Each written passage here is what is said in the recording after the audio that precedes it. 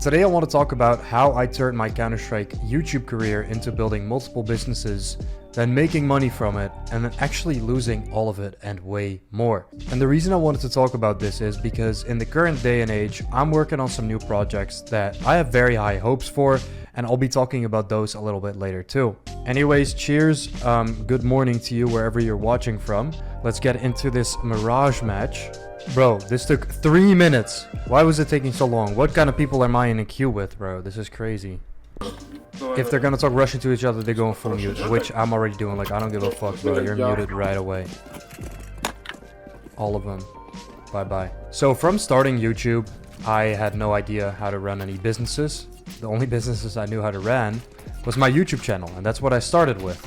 My crosshair is gone. Let me turn that on. And quite frankly, my YouTube channel was doing pretty well at the time, and I made good money from it.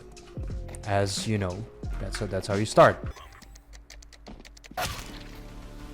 That was a very interesting plant right there. Right when I started YouTube, I tried making a skin raffle website, which was called skin-raffles.com, I believe. And it never launched because me and the developer couldn't figure out how to do it properly. Or maybe we had something, it just never came to be like a real platform. And that was kind of my first experience with business. Like, I mean, I was just a YouTuber trying to put my viewers onto like a platform outside of YouTube. And it didn't really work that well for me because that platform really didn't even start. It didn't really go anywhere. Fast forward a little bit, I was inspired by a Counter-Strike gambling platform called CSGO House. I don't know if any of you remember that website, but this was like in 2016, 2015, like a long time ago. There was this website called CSGO House. And why I liked it so much was because how simple the website was. And they had this one feature on the website, which was called their case. And from that case, you could just unbox one case on the website, and it had every item in their inventory in the case. And every item you could get had the same chance of unboxing it. That's why I really thought that website was cool. My first experience with building that website was honestly quite bad. Like, I had no idea what I was doing while building it, and I just told a random developer that I had found somewhere somehow to just remake the website. I don't know, I had no input on that. I was actually pretty dumb about it, and I believe I paid him like $3,000 in Ethereum total, while Ethereum was maybe like $100 or $200. I don't know actually what the exact price of this was, but I paid him a good amount of money when Ethereum's price was really low. Which, I mean, if I look back at it now, Ethereum's still not that high, so it is what it is. I still lost money on that, and the website never even was live. I was just kind of like kept on a carrot on a stick type situation where the developer kept saying like, oh yeah, no, I'm working on this. Yeah, we'll get it done. Yeah, we'll get it done. But nothing ever got done. So that was my first experience actually building a platform that never even launched, which was very interesting to me. So basically those were the first two like entrances into me having some sort of a business. I mean, these I can't really call businesses because they never launched. But then I had betrefs.com, which I think some of you may remember if you watch my YouTube videos. This was like the first website that I built, which was a simple affiliate platform. Someone who now works on the Rubat team, he reached out to me and we started this affiliate platform together, and he got a developer on that, and you know, we started building this affiliate platform. He made it, he got all the deals with the websites, and I would make the videos to promote the platform and get affiliates on various websites. Very simple how that worked. The developer I ended up working on another project that completely failed, and I'll talk about that later as well. That project cost me like everything I had. So working on betrefs was really successful because it wasn't really working on a platform. It was more so a funnel for my YouTube views to affiliates, and I was just working on making videos, and that was pretty much it. I got a bunch of people on the website. Holy shit, am I gonna die to this guy? No, I'm not. No, I'm not. Hold up, I gotta lock in real quick. Let me continue the story in a bit. I'm so washed. I haven't played CS in a week.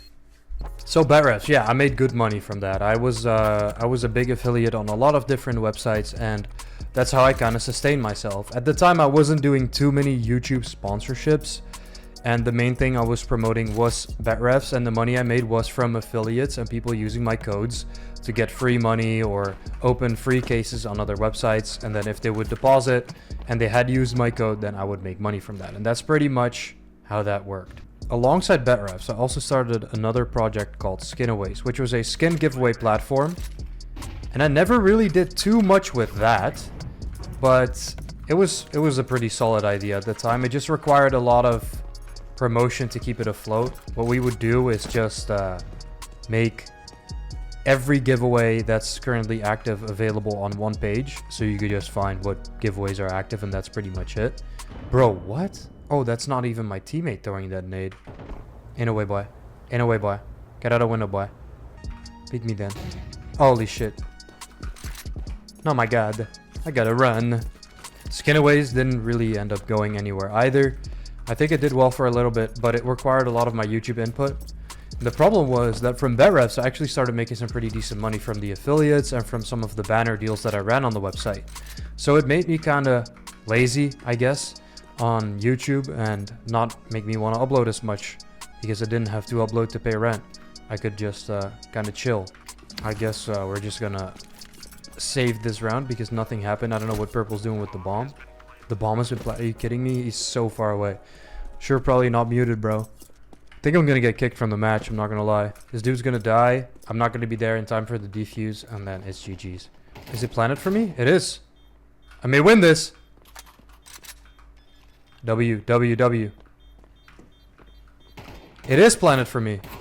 No, it was double planted. Shit. I'ma just chill out. I'ma just chill out. Look at the floor. All right. From the money I made from BetRefs, I decided to start my own crypto casino. And the reason I wanted to do that is because I was getting paid by all these casinos in Counter-Strike and in regular casinos. They were just paying me to make videos and put an advertisement in my video. So I thought, you know what? What can go wrong? I'm going to do that myself. I can easily run that myself. And I started putting money into the development of the platform. And this was with the same developer that I had made BetRefs with. Holy shit, that actually scared me. Also, at the time, the guy that I made BetRefs with was, as I said, part of Roobet now. And I saw the success of Roobet. I was like, wow, can I not do that shit myself without any business knowledge? Of course I cannot. And I had to find out the hard way. So the next 3 to 4 years, we started developing the platform, the crypto casino platform. And I put a lot of money into it, like over $500,000 total. I would say that is a pretty accurate estimate. A lot of legal setting up, a lot of development payments, a lot of license fees, a lot of, there's also investments, but I'm talking purely my own money, right? That was already like $500,000 over the span of the development of the project. What ended up happening was the platform wasn't good enough to be put out to the public because the development wasn't steady enough. And this is part of my mistake for not having brought in better developers and being more critical on that. I guess this is due to me not having the business development mindset or something like that to make these decisions at the time.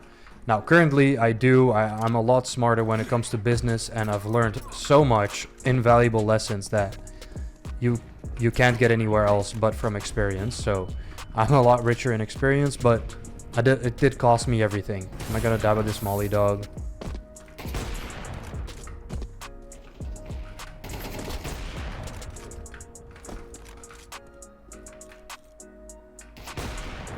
Hold up, I'm low-key fragging out real quick. I think he's Palace. I don't know though. I can't tell if he's Palace. Oh shit. My teammate better clutch up, bro. I did not get these kills for nothing. What is bro doing? He got it.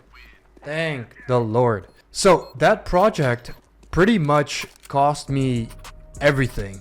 And I learned everything as well.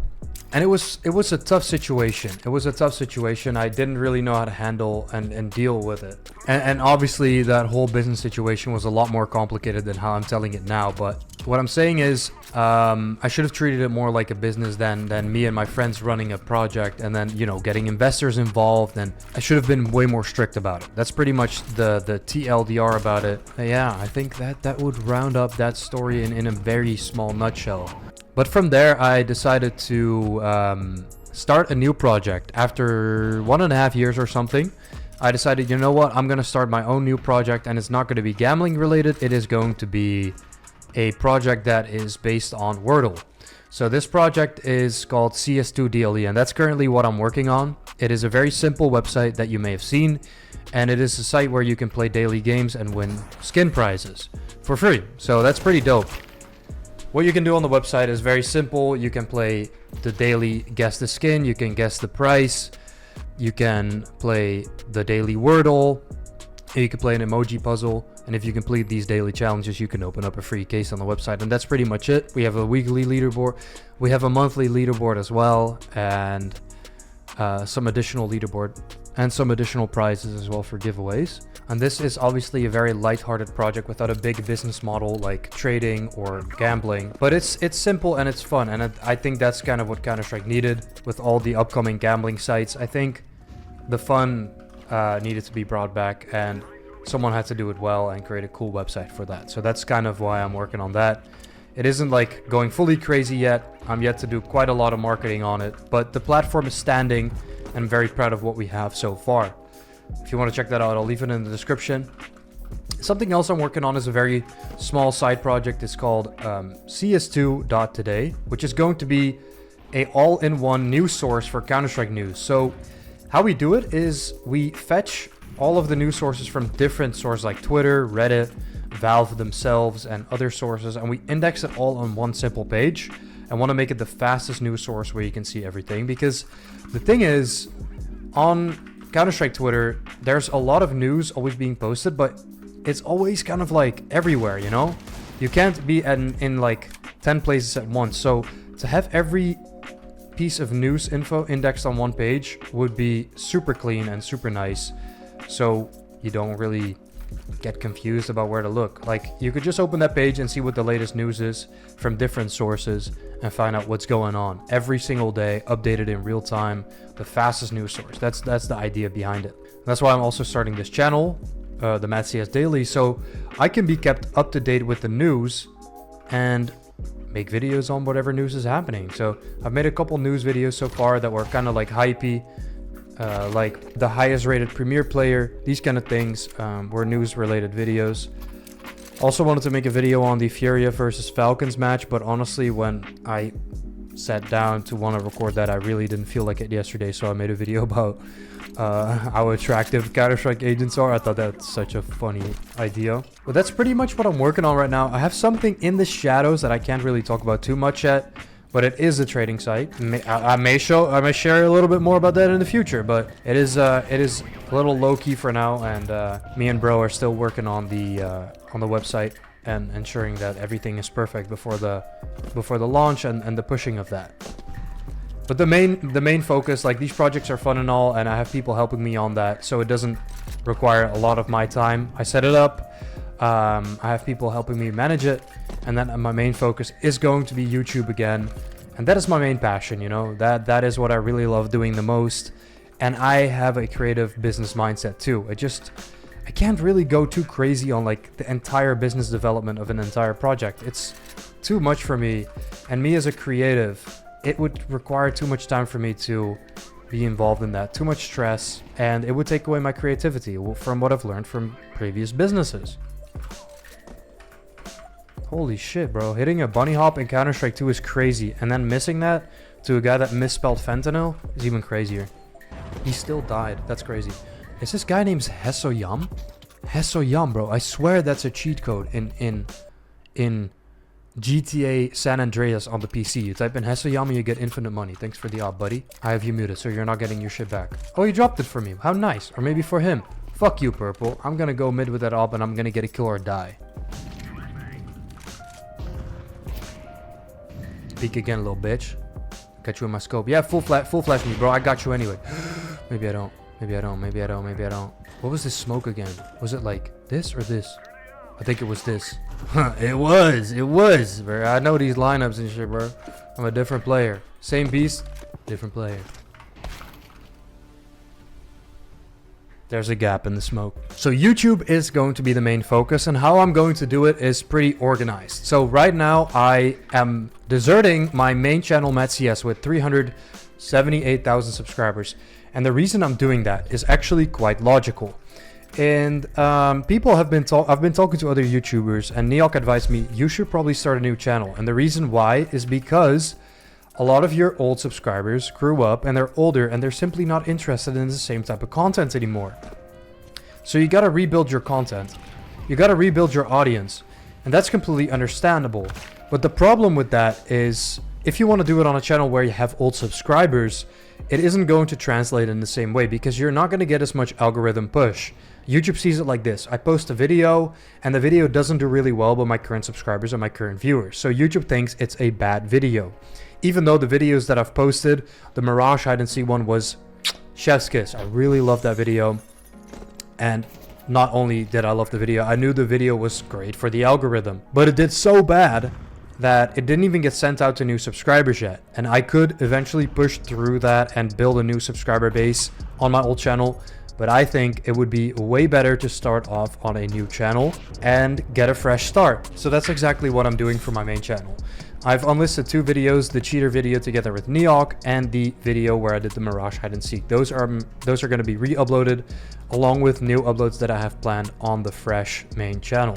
On the daily channel, I will simply keep posting videos like this of whatever it is that I want to talk about. And then I have the main channel, the Matt CS, the current one with 378,000 subscribers. I'm just going to use it maybe in the future, but now I'm going to use my new main channel, which is called Matt CS2. And then I have the vlog channel, I have the IRL channel, I have quite a bit of channels, but what I will be mainly using is the new main channel, Matt CS2, the daily channel for daily posts, and then my old second channel where I might post some extra content from either stream or things that I don't think are fit on the main channel. So that's pretty much the breakdown of what I'm doing. And from all the views that I'll get, I will build my other businesses again and see how that goes. Hopefully well, because I do spend a lot of time on building these businesses and I put a lot of resources, time and effort into it. So hopefully that's going to return to me in some way or another. And so far so good, because people actually love CS2 DLE. And we have a lot of players daily already, like between 500 and 1,000 players every day,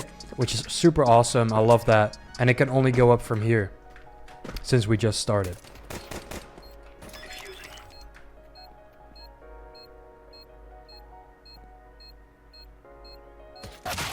Dude, there was no way I was gonna do a 10-second ninja defuse. Ain't no way, boy. Alright, guys. Anyway, that was gonna be it. Thank you for watching. That's about what happened with the businesses, how I made money, how I lost everything, and now where I currently stand and what the plans are. I thought it was pretty interesting. And if you want to check out any other websites, cstoodle.net, and I'm genuinely getting kicked from the game. Are you kidding me? You know what? I don't give a fuck about this game, bro. I'm gonna leave. I just wanted to talk about some shit that I did. And you know what? I will abandon the match and get the cooldown. How much is it? 30 minutes? There we go. Alright, thank you guys for watching. And peace out. Why do I do this, bro? That is so weird. Also, this outro song, I may release it very soon. I don't know yet if you guys like it. I haven't gotten a single comment about it. Sleeping with my chopper, my F41, that's his nightmare. It's a nightmare. It's a nightmare. Sleeping with my chopper, my F41, that's his nightmare. It's a nightmare. It's a nightmare.